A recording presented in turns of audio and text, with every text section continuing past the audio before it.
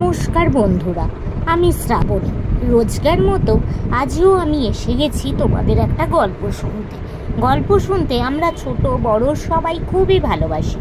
তাই আমি নিজের প্রতিবন্ধকতাকে উপেক্ষা করে তোমাদের এই গল্প শোনানোর কাজটা শুরু করেছি।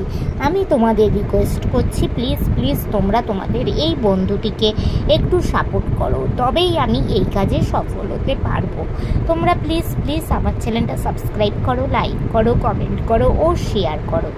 আজকে আমি তোমাদের বীরবল ও আকবরের একটি মজার গল্প শোনাবো। তো এখনও অবধি যারা আমার চ্যানেলটা সাবস্ক্রাইব করেছো তাদেরকে অনেক ধন্যবাদ জানালাম। আমরা সবাই জানি যে বীরবল আকবরের রাজসভার একজন সভাকবি ছিলেন।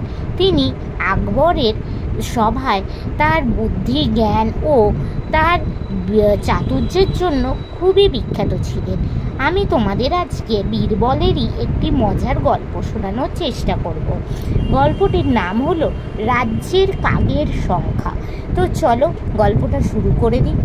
এক সুন্দর রৌদ্রোজ্জ্বল সকালে আকবর এবং তার সভাকবি বীরবল অবসর সময় কাটাতে রাজপ্রাসাদের বাগানে হাঁটছিলেন।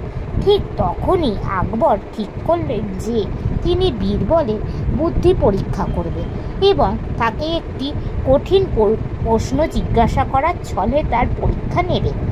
মহারাজ তখন বীরবলকে জিজ্ঞাসা করলেন যে আমাদের রাজ্যে কতগুলো কাক বাস করে।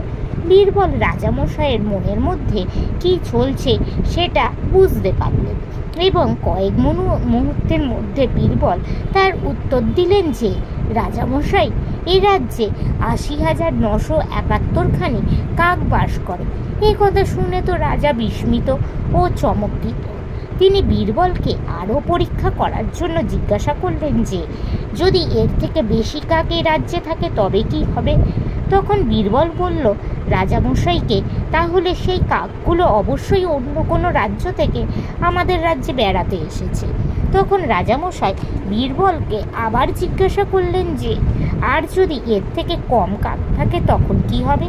এবার এর উত্তরে বীরবল তার মুখে একটা বিদ্রুপের হাসি হেসে বললেন যে এ তো আরও সোজা কথা, তাহলে আমাদের রাজ্যের কাকগুলো নিশ্চয়ই অন্য রাজ্যে ঘুরতে গেছে। বীরবলের এই অসাধারণ বুদ্ধিমত্তা এবং রঙ্গরসিকতাবোধ দেখে আকবর আর না হেসে পারলেন না। তো বন্ধুরা, আজকের গল্পটা এখানেই শেষ হলো। তোমাদের যদি ভালো লাগে প্লিজ আমার চ্যানেলটা সাবস্ক্রাইব করো, লাইক করো, কমেন্ট করো ও শেয়ার করো। আমি চেষ্টা করব তোমাদের রোজ এরকম আরও সুন্দর ও মজার গল্প শোনানো। তোমরা প্লিজ তোমাদের এই বন্ধুটিকে সাপোর্ট করো। আজকের মতো আমি চললাম, টাটা।